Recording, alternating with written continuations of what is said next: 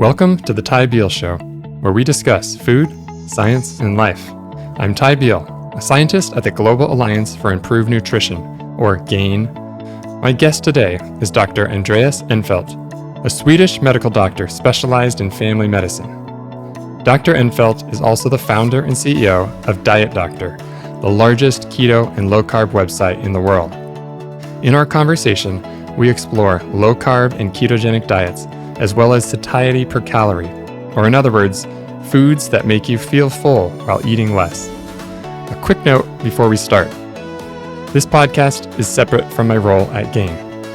Okay, let's dive in.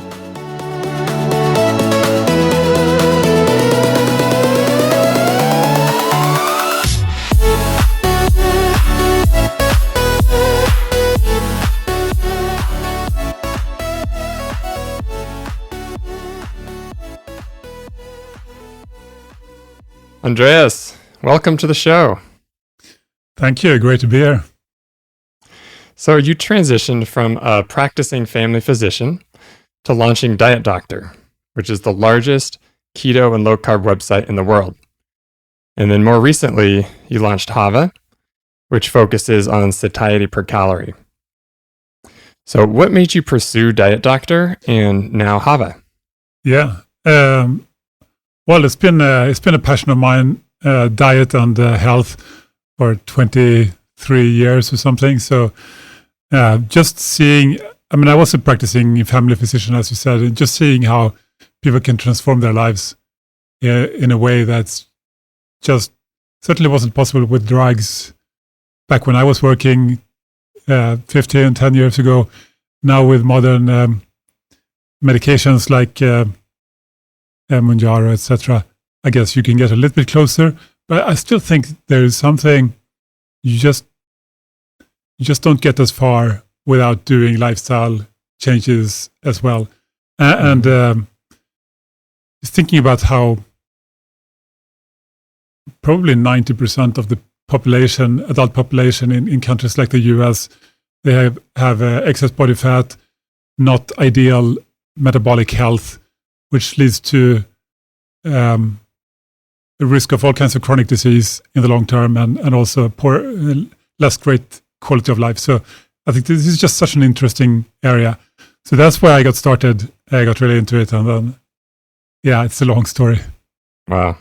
Okay. Well, I know Diet Doctor has helped a lot of people, and I'm pretty interested in Hava. You gave me access to it, so we'll talk a little bit more about that later. Maybe just to get started with a little bit of background on these terms. So people have heard probably low carb. You've heard keto. Some people know what it is. Obviously, a lot of people in the health world, but many people don't. So can you just explain what is low carb? What is keto? How do they differ? And just give us a little bit of background. Mm-hmm. Yeah, sure. So low carb, it's what it sounds like. You eat fewer carbohydrates, right? So carbohydrates are things like pasta, rice, potatoes, but also sugary things and fast food and potato chips and candy and soda and all those things. And perhaps, obviously, when people eat less of those foods, they tend to lose weight. There are plenty of studies showing this, that a low-carb diet tends to be effective.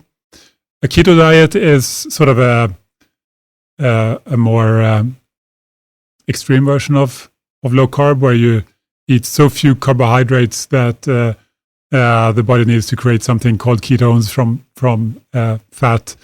Then you burn even more body fat, and you have these molecules called ketones in the blood, which you can measure in blood or breath or urine, and that's sort of perhaps an even more effective low carb diet, but certainly also more challenging to do.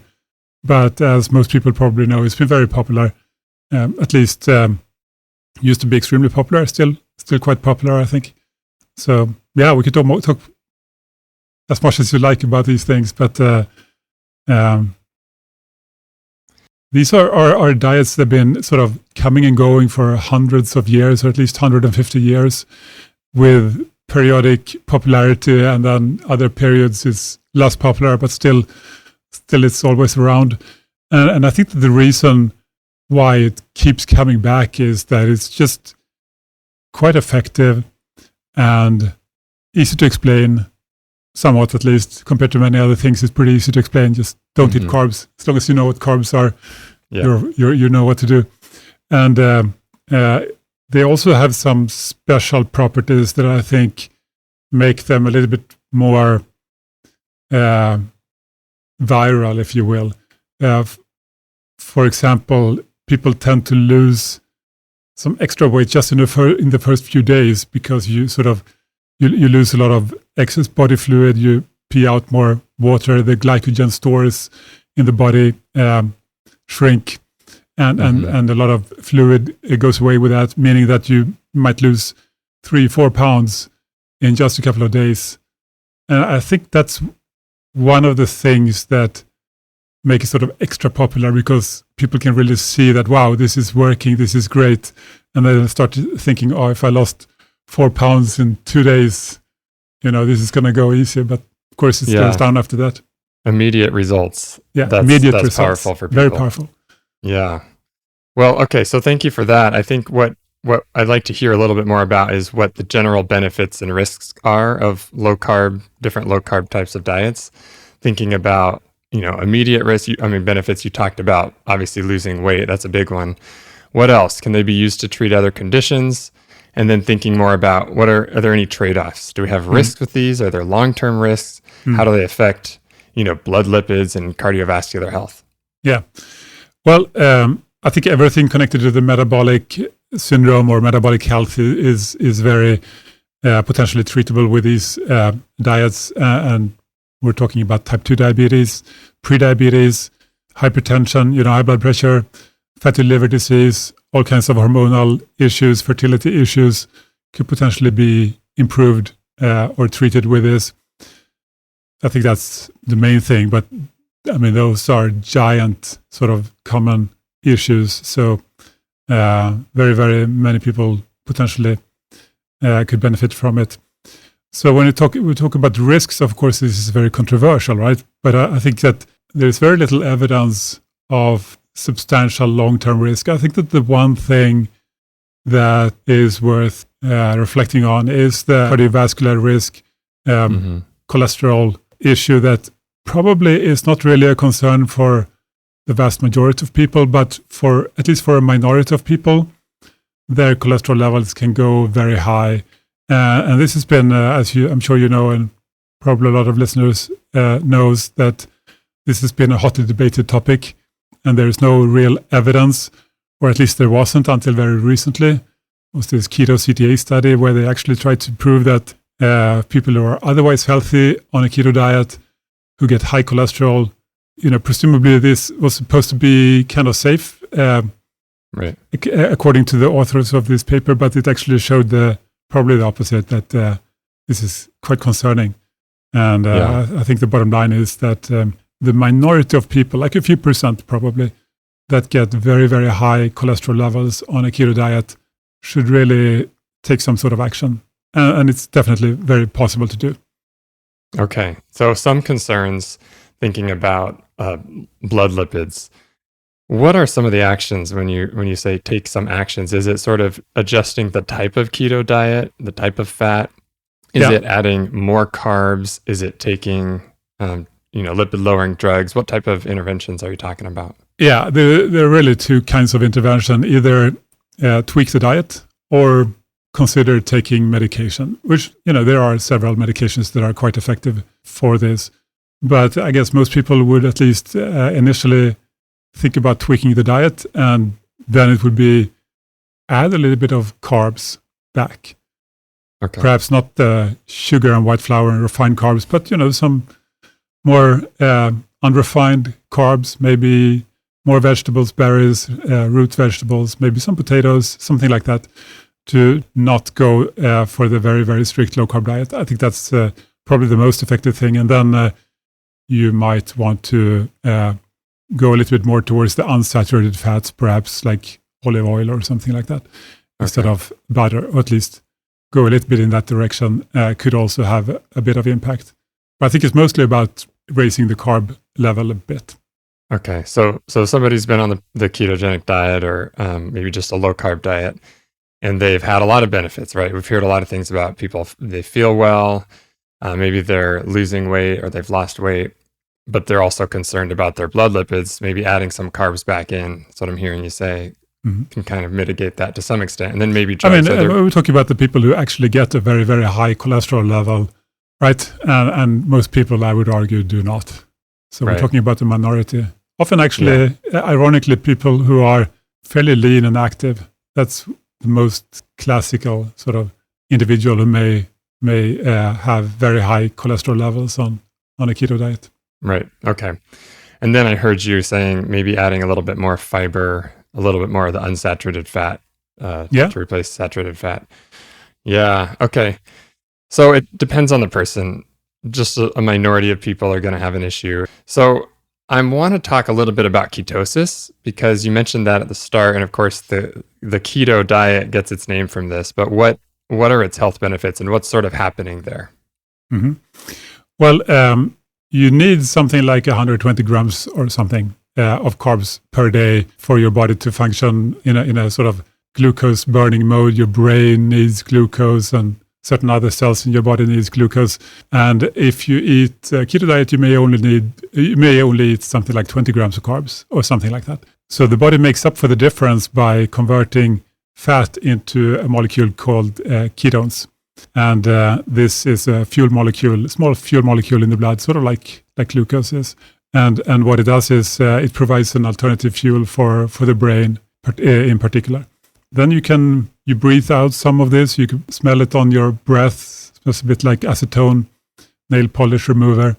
You pee out some of it. Some of it may escape through sweat. Okay. So your brain is sort of feeding off of ketones instead of glucose. Is that right? Which is an attractive thing potentially because, well, now your brain is also sort of fueled by fat, and the brain is a very, very hungry organ. So you actually boost your fat burning by a substantial amount. Right. Okay. And health benefits, I mean, these are controversial, but one thing that is proven beyond reasonable doubt is that people with epilepsy can often be substantially improved in ketosis, may need less or even potentially no medication to control their epilepsy. There's also a lot of discussion and research about other potential mental health benefits. Some people seem to benefit quite a lot, and there are some studies suggesting that it might be beneficial in other sort of brain-related health conditions as well. I actually saw a paper, I think it was published earlier this year, sort of a case study on 2 patients looking at schizoaffective disorder, I believe, and having some really meaningful impact. Of course, just an example of 2, but the potential there, it sounds like, is pretty powerful. And there doesn't seem to be a big risk, right? So it's sort of a low risk way to try things out for certain conditions. So even if a particular condition hasn't had a lot of evidence or research behind it, it could be worth a try, especially for people who don't really have a good answer, right? I mean, I think it's quite a safe intervention. Probably smart to take a cholesterol test at some point, not go 20 years without it. Right. But otherwise, I think it's a very safe thing to test. Okay. So what about, if we're thinking about tests, just very briefly here, of course, you can check your LDL cholesterol, but maybe more specifically your ApoB. What about for people who may have a high Lp(a), which maybe you can go into that a little bit, but if you have some other risk factors for cardiovascular disease, is there anything to suggest that certain people should be more careful or check, or pay more attention to certain biomarkers? Yeah, I mean, you of course think of risk for cardiovascular diseases made up of many factors, so that if your risk is high for whatever reason, let's say you have this Lp(a) factor, genetic factor, or if you have diabetes, or if you're a smoker, or if you're massively overweight, or any of these things, then the risk is higher, and there will be more incentive to get checked. The more risk factors you have, the more it matters. Right. Okay. So one thing that is often, I think, assumed is that these low-carb diets are kind of animal-based. And I think that's very often the case. Does that have to be the case? Can they be plant-based? as well? Absolutely. It's absolutely possible to do a plant-based low-carb diet, but it's a bit more challenging, I would say. Vegetarian is relatively easy, but vegan might be a challenge if you want to be really low-carb. Okay, so maybe we can talk a little bit more specifically. Let's say... I mean, it depends on how low-carb you're going to go, but keto and vegan, that's a challenging combination. Those are sort of the extremes. How about somebody who's an omnivore who just kind of eats less meat? Mm-hmm. So they still have, eggs, dairy, fish, and meat sort of on occasion, and they're just aiming for lower carb, not particularly keto. What types of foods are going to be sort of making up this diet? Super easy, I think. I think eggs may be the most common low carb food for all, even for omnivores. But certainly, if you want to go more vegetarian, I think eggs is going to be a frequent occurrence in the diet. But yeah, fish, vegetables, dairy fat. About the plant source foods and vegetable plant-based fats as well. Of course, olive oil, etc., is I think heavily consumed by most people on low carb. Okay, so thinking maybe like avocados. What about soy products? Tofu, edamame. I mean, I'm a huge fan of that. I think it's a little bit controversial in some low carb circles. It's also not super low carb, but I think that. If you're on a more moderate low-carb diet, I think it's an excellent choice, especially if you're leaning plant-based. Awesome. Okay.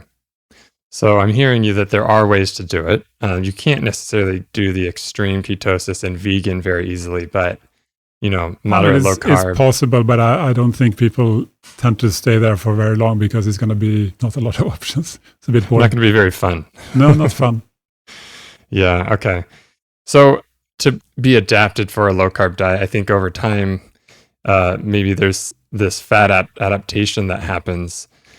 Maybe you can go into a little bit about that, but I want to know the potential downsides. Is there a downside of being fat adapted? If you have carbs all of a sudden, let's say you're traveling or you're going to dinner and you can't necessarily eat what you want, is that going to throw your metabolic state into chaos if you have some carbs? I mean, we know that if you've been on a long-term strict low-carb diet, like a keto diet, and then you suddenly eat some carbs, that your blood glucose is going to go up higher than normal. Perhaps you would even fail like a pre-diabetes test, or maybe potentially even fail a diabetes test. This is a short-term effect, so that if you keep eating carbs for a whole day, then the body adapts back pretty rapidly. But just the first time, after weeks and weeks of strict low carb, first time you eat a high amount of carbs, then your blood glucose, your body is not prepared for it, sort of, and your blood glucose will shoot up a bit. Yeah.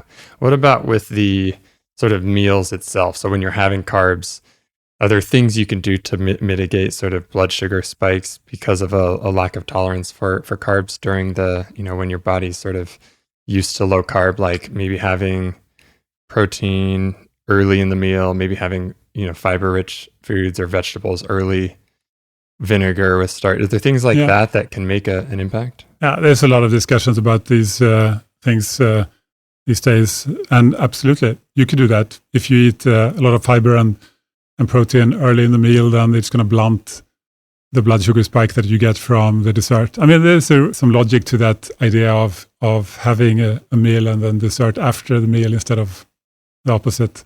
It's probably a smart choice to do it in that order. Don't start the meal with a bunch of sugar or white rice. Perhaps not, especially not if you're a long-term low carber. I've been in this low carb world more or less for 23 years, and arguably very few people stick to a strict ketogenic low carb diet for decades. I think these are rare people, and for the vast majority of people, they may do it for weeks, months, or a few years, but then they reintroduce carbs in some way because it becomes just challenging or monotonous, or want to try something else. From that perspective, I think that a lifelong ketogenic diet is suboptimal for most people. Like most people would probably prefer to have more options in life long term. Right. From a health perspective, I think it's probably fine as long as your lipids are not going haywire. I think it can be good. Probably, at least I'm not aware of any evidence that it's a bad idea. So from my perspective, it's mostly about what people actually do for life. Yeah. And in most cases, it's not a strict low-carb keto diet. Yeah, we all live in the real world where we have a social network. We interact with people. Yeah. We have families. Yeah, I mean, a keto diet is a little bit challenging from a social perspective if you're going to hang out with people who are not keto. It just is. Not impossible, but it's somewhat challenging sometimes. Yeah. And we know, of course, relationships are important for many reasons, but they also affect health. So I certainly think there's this sort of balance of needing to do what's healthy for you, eating the foods that you feel good eating, and having a lifestyle and a community, friends, interactions that you appreciate. So I do think a lot of restaurants in the US and around the world do have more options probably for lower carb. You can always avoid the starchy side if you want, right? But yeah, it can be challenging for sure, especially when you're going over to a grandma's house or a friend's house, right? Yeah, exactly. Probably restaurants is not the biggest problem once you know how to deal with it, but more like eating with friends at friends' places could be a bigger challenge, I think. And again, I think that this is one thing, at least I feel I've learned, is that for the reasons that the majority of people choose to eat these diets, there are actually many, many more options available, and that's sort of where I've sort of explored other options that can be potentially at least as effective without being so rigid and socially inflexible, right, if you will. Yeah. Okay. So there are ways to have a low carb or ketogenic diet for the short or the long term that vary, that allow you some flexibility. You can have higher amounts of animal products. You can have higher amounts of plant-based. So there really are a lot of different ways to do keto. It's not just, all the same type of diet. I mean, really what I want to emphasize is that it's not necessary to do keto to be successful when it comes to weight control or metabolic health. There are multiple ways to eat. There are multiple levers to pull. It's not all about the carbohydrates. I think a lot of people, including me historically, we kind of got fixated on carbs in particular and maybe missed other really, really major factors, which means that we have less choice and we get less of a good effect than we could have had. Maybe, both. So I think that's not necessarily optimal. And I think that a lot of people who are currently on keto or considering keto should also keep in mind that there are other options that are not so strict on the carbs, but that put more emphasis on other factors too, and therefore might be at least as effective while being easier to do. So okay, that's where I'm going these days. I'm very positive to low carb as an option, but I'm also very much focused on, hey, there are other factors than carbohydrates, and a lot of people get stuck on a plateau on the keto diet because they are making some very, very common mistakes in my mind. And such as primarily that would be eating too much fat, thinking that fat is carb free, so it must be, neutral and benign and couldn't be a problem, but of course it can. Adding a butter to coffee, things like that. Or going too low on the protein. Or going too high on energy density, or going too high on addictive, hyperpalatable foods, like low-carb foods that are perhaps no better than low-carb cookies that might be just as bad, or at least close to as bad as regular cookies. Yeah. Not that much big of a difference, perhaps, because you take away some of the carbohydrates or most of the carbohydrates, but then you add more fat and you add artificial sweeteners to it.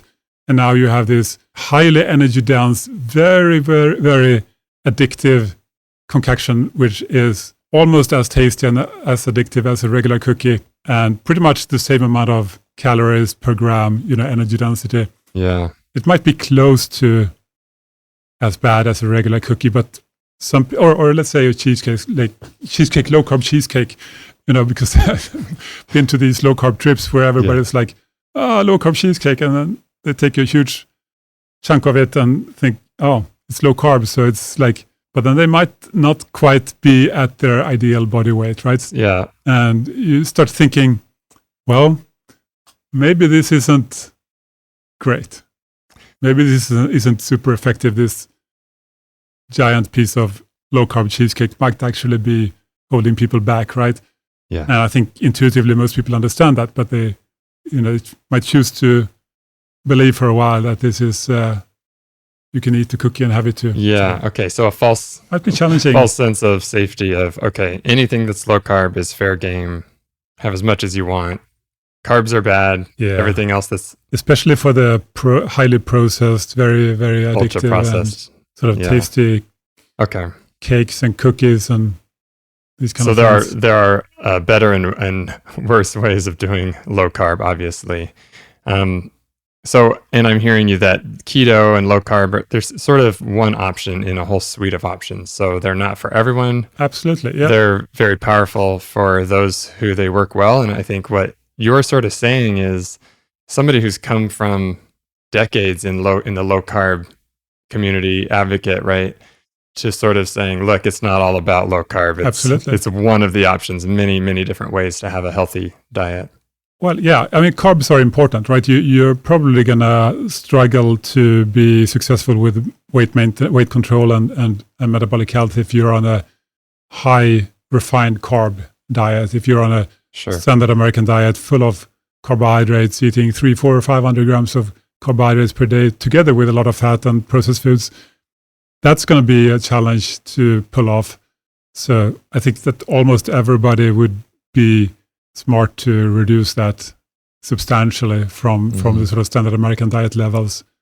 But you don't necessarily have to go all the way down to keto. Maybe only halfway is enough if you do some other things too. Sure. Okay. So really just eliminating some of the worst offenders. So the highly refined, starches, sugar, obviously some of these very processed, hyper palatable foods that could be keto, but still are not going to be great for you. So yeah, as long as you do some other things right as well, then that might be enough, is what I'm saying. Right. Okay. So for those who are interested in low carb or keto and they have heard, this conversation till now, and they're having some issues. Maybe it's body weight, maybe it's metabolic health, maybe they're always feeling hungry. Maybe it's brain fog, whatever it is. And they're saying, I want to try it out. How can you help them get started? What are some tips to getting started? What are the obstacles? So is there, I've heard of this term keto flu. Can you talk about what that is, maybe in a little more detail, and sort of how do people get started in this effort? Sure. We have get started guides, etc. for free on dietdoctor.com if people want to go there and read all about it. Keto flu, for example, is how people tend to feel in the first couple of days when you start a very strict low-carb diet. It's a big transition for the body. And before it sort of gets going, burning more fat, you may feel some headache, you may feel some nausea, you may feel tired, easily irritable. One factor that makes this worse is you tend to lose a lot of salt. You pee out a lot of salt, and adding some of that back could be a good idea to minimize the sort of initial keto flu, as it's often called. So get enough salt and enough fluid, and this should be relatively easy to get through and only take a day or two. So I think that having more salt having more sodium, that message is probably going to be a relief to some people, because many people may have been trying to cut, which I think when you're not on a low carb diet, it can be worthwhile to cut. But you're saying actually you want to maybe potentially make sure you're getting enough salt. Especially at least the first few days, or the first couple of weeks. Yeah, then it may not be as important. But yes, a lot of people, including myself, I think, feel better on a keto diet when you get enough salt, enough sodium, meaning a little bit more than you usually have, perhaps. Yeah, and I agree. I mean, on a regular standard American diet, on a standard Western diet, most people get too much salt, too much sodium. It's not great. We know it raises the blood pressure and increases the risk of long-term risk of heart disease. The ultra-processed standard American diet is full of extra sodium. And so I think there are good reasons for people saying, eat less salt. But it's less of an issue on a keto diet. You're probably going to lose weight and drop your blood pressure anyways. And so in that situation, make sure to get enough to feel good. Yeah, this just brings to mind this really important concept that there is not a blanket statement of you should eat this or more of this or less of this that applies to everyone in every context, because, I think when we think about most people are not on a low carb diet, it makes sense to, moderate your salt intake, sodium intake, make sure you get enough potassium. We don't get, the US, most people fall far short of sort of recommended potassium intake. So that's an issue too. Yeah. But also, if you're on a low carb, it's another way that our processed diet is messed up. Too much sodium, too little potassium. There are all kinds of issues with it. Yeah, and then also, if you're on this low carb diet, you don't need to have the same restriction or limitations to sodium. So I think there are these sort of dietary factors that when you're on different diets, different dietary components matter more or less. And I think that's just an important message. It's okay to have higher fat in the context of a low carb diet, right? Maybe not in a context of a high carb and high fat diet, right? A low protein diet, that's going to be very problematic. So I want to shift to something which you have been really invested in with your time lately, which is a different concept. So now I'm not talking about low carb, but moving on to this concept of satiety per calorie. So satiety being fullness. So the foods that make you feel full while eating less. And so for the listeners, can you give a little bit of background on this? Like, what is satiety? How does it look? What are some examples? So some examples of the most satiating foods, the least satiating foods, just to give us a sense of what this is. Yeah, absolutely. I'm happy to. I actually think that this is such a brilliant concept that I'm kind of surprised that this is not the way that everybody is thinking about food for health and weight control and things like that. We're all brought up, at least I was, and I know most people are thinking about calories in, calories out, or you go on some very specific diet, low carb diet, or go intermittent fasting, etc. But very few people talk about this concept of satiety per calorie, meaning what you said, how much the food fills you up, like how much this is going to make you eat. Satiety is a word that most people don't regularly use. It basically just means the opposite of hunger. Right. So you're either hungry and you want to eat, or you feel satiety and you're not interested in eating. You feel full, you feel content, you feel happy. You don't have cravings. You're uninterested in food. You pursue other more interesting things for the moment, right? And then you become hungry again and you eat. So think of satiety just as the opposite of hunger. And the interesting thing is that different foods require different amounts to give you this sense of fulfillment or satiety. So that, let's say you eat ice cream or potato chips or chocolate chip cookies until you feel full. Well, that's going to be a lot. I think most people would would agree. I think for me, I would probably eat about 2,000 calories and then feel full and want to stop. Yeah. The one meal of 2,000 calories. Yeah, probably something like that for me too. Yeah. Well, let's say you had some lean meat and vegetables and tomato sauce or some sort of low-fat sauce. You might only eat half as much, and then you will be really full and not at all interested in more of that. This is such a powerful effect. There are several studies now showing that when people eat ultra-processed foods, tend to have all kinds of issues, then compared to more unprocessed foods, they eat 500 to 1,000 calories extra per day without even noticing. Wow. If they eat as much or as little as they want, they will eat perhaps 750 calories extra every day. That's huge. Just by eating these ultra-processed foods. Yeah. And those have several issues. So what are the issues that cause this? I mean, ultra-processed foods is all the rage. Everybody's talking about it. But it's a very imprecise kind of term.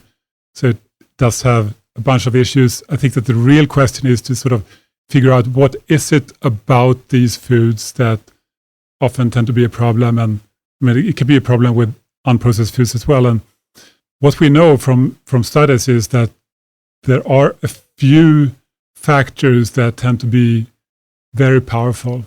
And one of them is protein.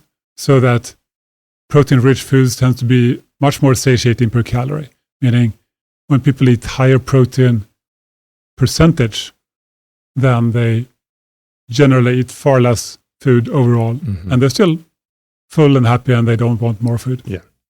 And when they eat low protein foods, it's the opposite. So we actually check this with our app where you can log your foods, and we have a couple of 100,000 days of eating now from people, and it's just a straight line.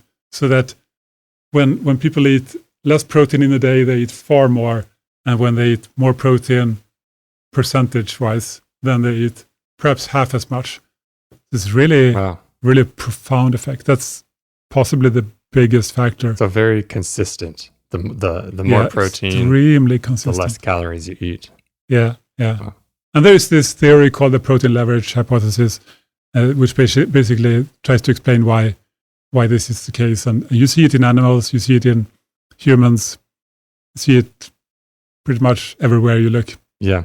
So I want to pause for a minute and just talk about the definition of ultra-processed foods, so that for those who don't know, we're talking about these highly refined, extracted ingredients. They're industrially produced, and they're combined together in a sort of package that is made to be highly desirable, makes people want to keep purchasing those products, keep consuming them. It's hard to stop, right? The Dorito, the donut, whatever it is that is your craving, the right combination of this sort of sweet, savory, maybe it's the starch and the fat at the same time. So for those who aren't sort of aware, I want to just take a little side trail over here on these studies. You mentioned people eat 500 to 1,000 more calories on these ultra-processed diet, where that's the main diet compared to a minimally processed, fresh food, freshly cooked, prepared foods. So I have heard criticisms of this, a recent paper by David Ludwig and others in the BMJ saying, these are short-term trials. If you look at the trend, so a couple of these studies, one was in the US and published in 2019 by Kevin Hall, who was at the NIH, another one in Japan. There may be one other one recently. And so what these really show... it's the new follow-up study by Kevin Hall. Yeah, follow-up study. So what we're seeing is, drastic changes in not only, intake of calories, but body weight, right? Changes drastically. You eat more calories on the ultra-processed diet, you gain more weight. However, it also shows that the difference starts declining. So the difference between these two groups, the trend is that the gap is narrowing. I just want to get your take on that. What is your view? If we were able to keep these trials going for 3 months, for example, as opposed to 1 or 2 weeks, Do you think that a lot of those, that effect size, that magnitude of the difference would be mitigated? Or do you think that would kind of carry on? That's a very good question. I would love to see those studies. I guess we would never know until we do these studies. I actually did a N=1 study, tested with myself. So for 2 weeks, I ate the lowest satiety foods I could, satiety per calorie. So I tried to eat these foods that are low in protein and high in energy density, very ultra processed. And actually, for me, for what it's worth, not much, but it's just a fun anecdote, I think. I actually ended up eating more and more over these 2 weeks, so that I actually ate the most on the last few days. Wow! And the difference for me was absolutely insane. I ate perhaps 2,500 on sort of average food that I generally eat, and then if I go on a very high satiety per calorie diet, I might only eat 1,500 or something. And then on this very ultra processed low satiety foods, I ate like 5,000 calories, some days 6,000, and it's just absurd, right? I think I would be the same.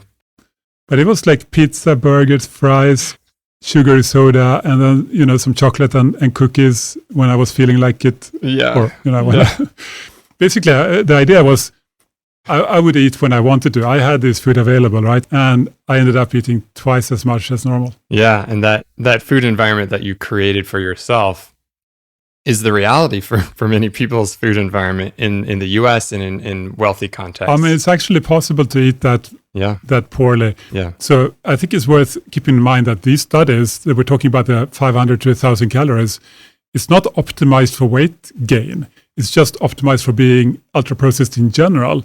Sure. And none of these studies, to my knowledge, did anything close even to what I used to what I did, which was, make it as bad as possible. Right. Only pizza and French fries and sugary sodas, make it as bad as possible. Because what at least my experiment showed is that you can get far more than 1,000 calories extra. In my case, I'm a pretty tall guy, etc. But I probably had 2,500 calories extra by doing this. Yeah, I think that's exactly what happened to me. My wife can tell you if I don't eat a lot of ultra processed or low satiating foods for a reason, but if I get access to a bag of Doritos or chips or Oreos, I can be completely full and suddenly I'll just keep eating. And by the time I have I've put one cookie in my mouth, I immediately feel like I have to have the next one and the next one and the next one. Yeah. Yeah, it was the same thing during this experiment. In the evening, I had a package, cookies, and I wasn't really hungry, but, I felt cookies are tasty, so I wanted them. And then exactly what you said, I just keep eating until the package is empty. We are Cookie Monster. Even, but it's very addictive like foods, right? I think that's pretty normal to react like that. It is. I think it's not easy to resist the these types of foods, which have been formulated to be irresistible. Exactly. I mean, they're specifically designed for this, right? Because if a company was creating cookies that didn't make you want to eat them when you're full, well, they're going to lose, right? They're going to be outcompeted by the company that does do these super addictive cookies. So, of course, everybody wants to optimize them and make them as craveable as they can, because that's how you make more money. I mean, that's just how capitalism works. It's the incentive. Yeah, exactly. You might even argue that that's what they're supposed to do.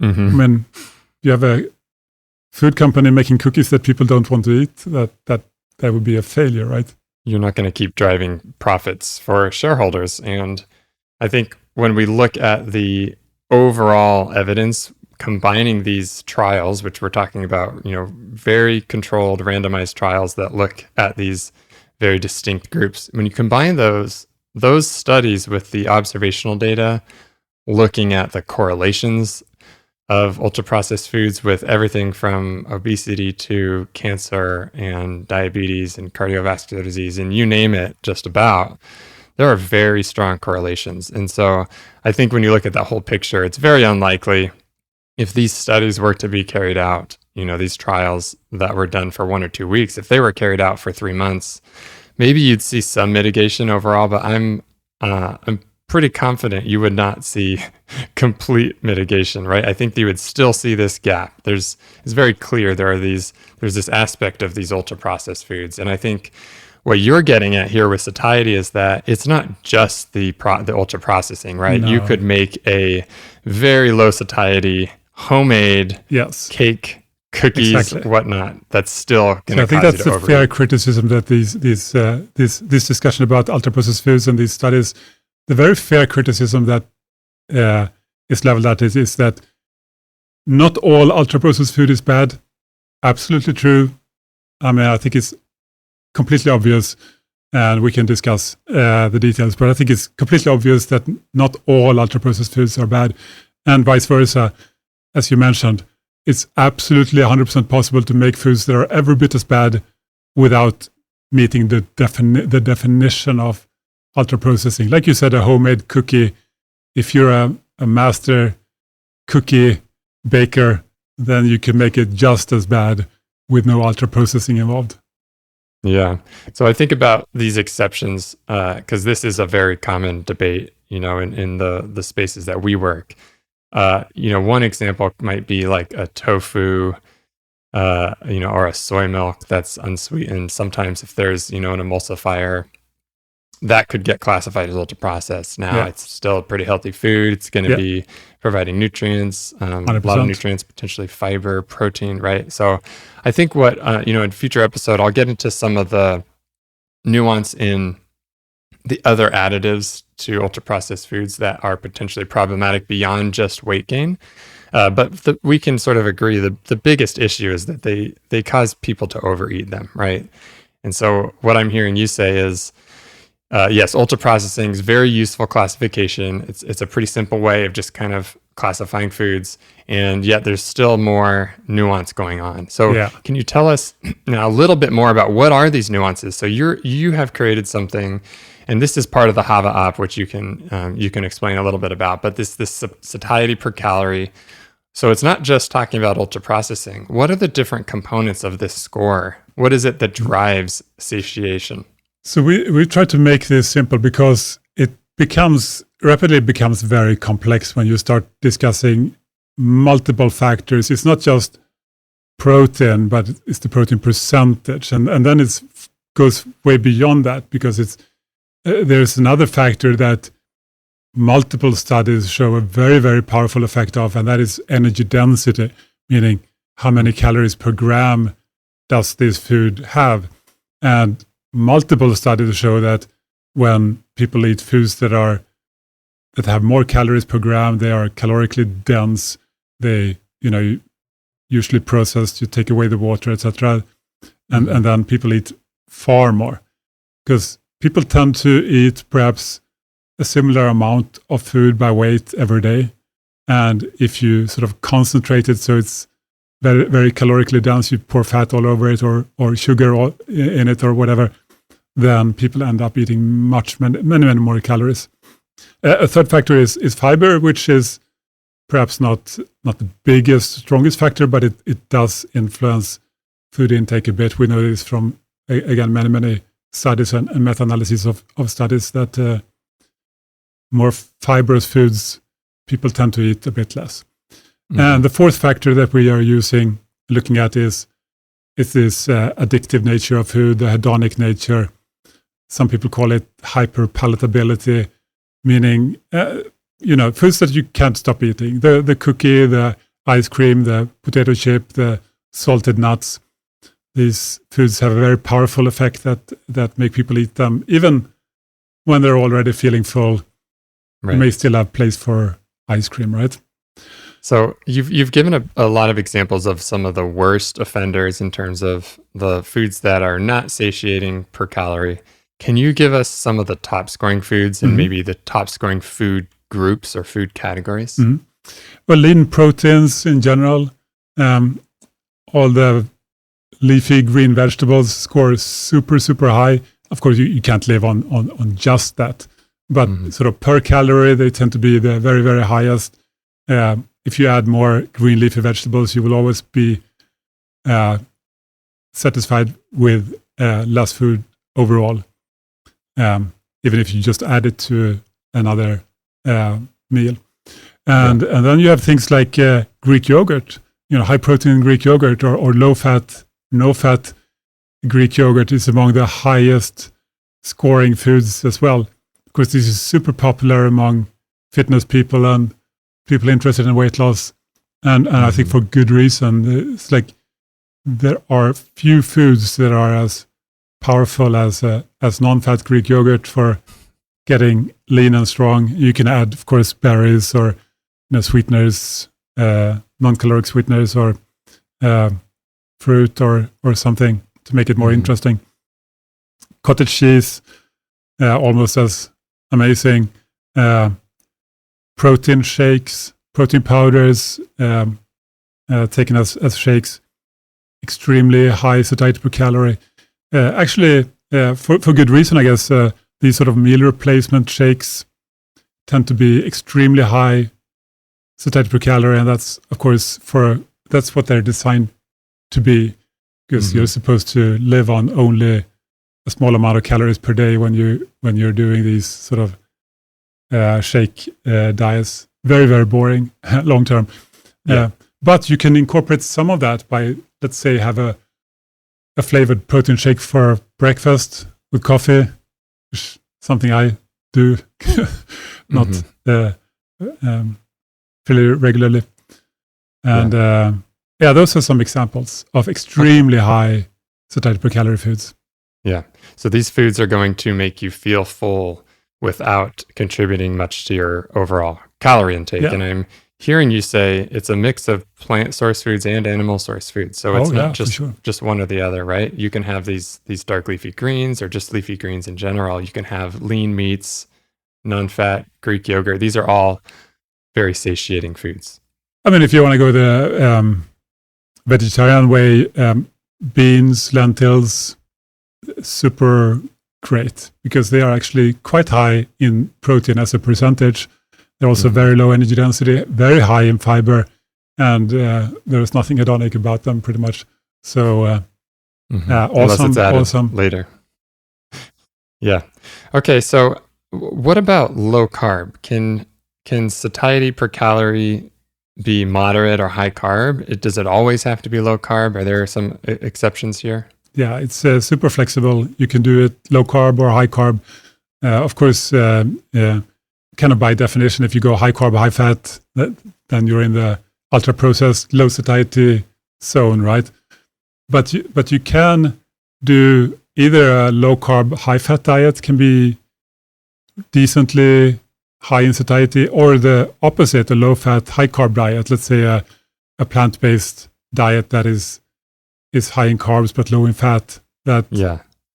It's almost like two extremes, different ways to do it. Both work. I mean, we know there are thousands, or if not millions, of anecdotes online from people who have succeeded doing either one, which is really fascinating to me. Like, you actually do the opposite, low carb, high fat, or high fat, low carb, and you can get great results either way. There's actually this great study from 2018 by Christopher Gardner and colleagues, where they tested that two different weight loss diets, opposites, when it comes to carbs and fat, both super successful. They lost a lot of weight, unusually much for a diet trial. And this was a long study as well. So, super interesting, very challenging for the sort of carb insulin model. This theory that some low carbers still kind of cling to. I used to cling to it myself, not all that long ago. But it just breaks down when you see that. What the theory says is that carbohydrates break down to glucose in the blood, raises the insulin hormone, which is fat storing, and therefore everything with a lot of carbs should be fat storing. But it it only predicts the future when you sort of compare low carb to a high carb, high fat diet. When you compare it to again, the opposite, like a high carb, low fat diet, then it breaks down completely because that actually works really well. Yeah. So I think we're seeing that there are these different components of carbohydrates and fat that if you sort of restrict one and you keep protein high, you can do pretty well. And I think a lot of people, there's a lot of variety. Yeah, there's a lot of variety. I've heard, I've met people and I know people who do really well on a low fat diet and, higher carb, higher plant source foods, but, good protein. And then obviously the other side, low carb, moderate to high protein, higher fat. You can do both, right? You can do moderate carb, moderate fat, high protein. You can do any combination. I think the one thing I would really like to see tested is, can you do like every other meal? Sort of, can you go back and forth? Can you go back and forth when you feel like it? Some meals you go bacon, eggs, and then you go vegan in the next meal, low fat, and then you go back again. Could you do that? Yeah, I think you could. I do that pretty often. I'll have a very high fat breakfast, and then I'll have sometimes for dinner have a bit higher carb, or for lunch. Yeah, and depending on what I'm doing. No reason why it shouldn't work. So I guess maybe you're the proof then. Well, okay. So there's also this idea that in nature there are not a lot of foods out there that are high in both carbs and fat. Yeah, and I think that's kind of telling.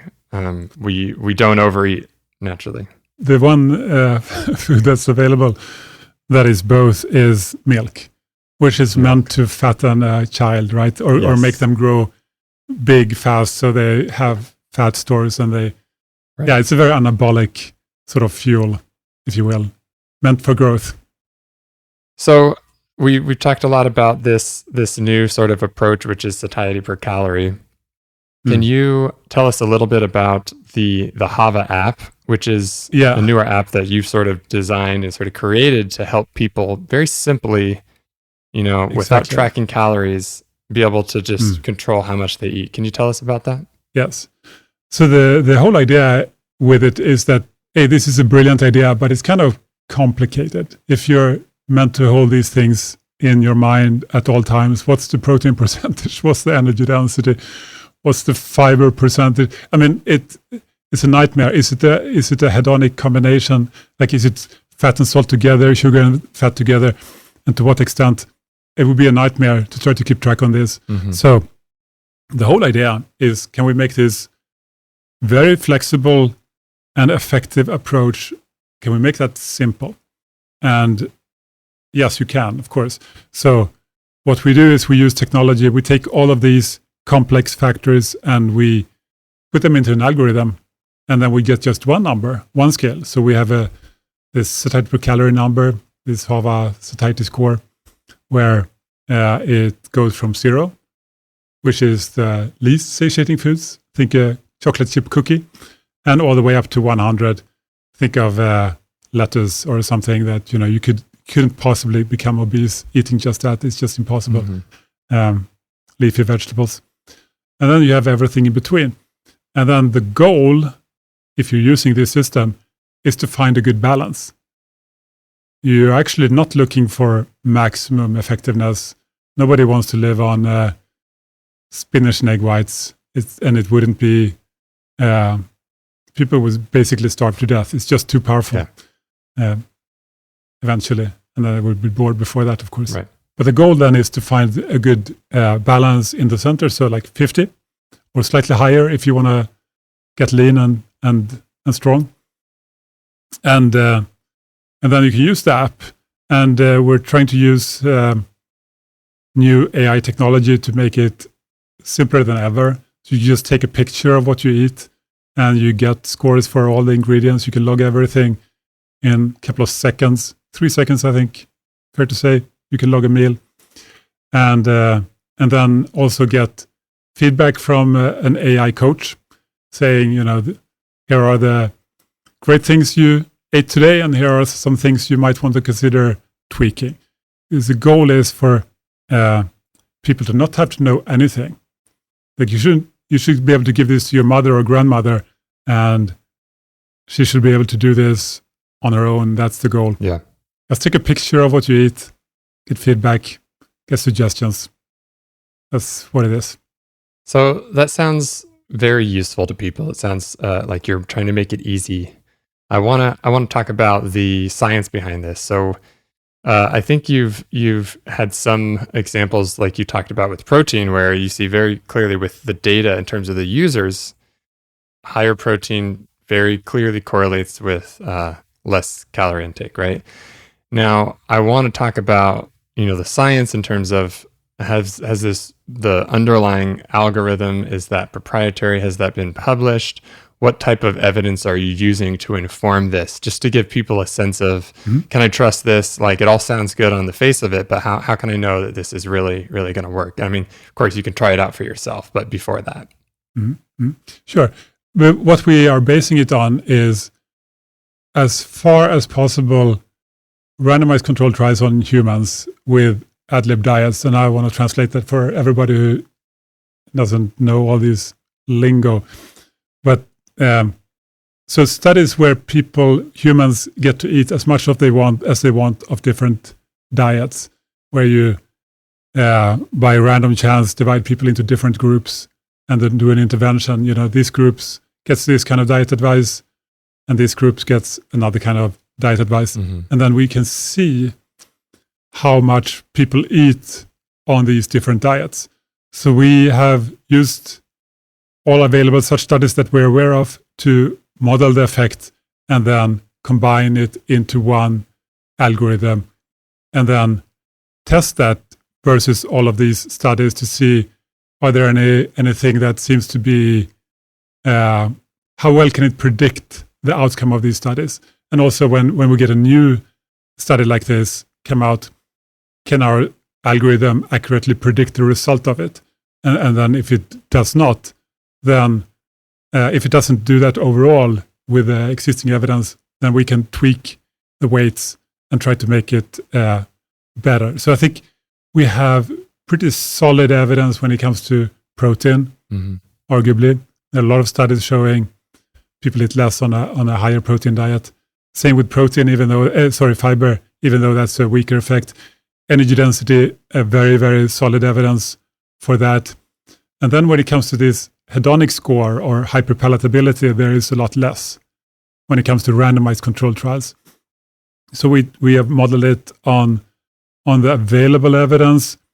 Terrafacino's paper, for example, where she tries to sort of see what are the combinations that lead to this hyperpalatable effect. And there are three major combinations: is fat and sugar together, fat and salt together, or carbs and salt together. Arguably also concentrated carbohydrates and fat in general, starch and fat together, like potato chips.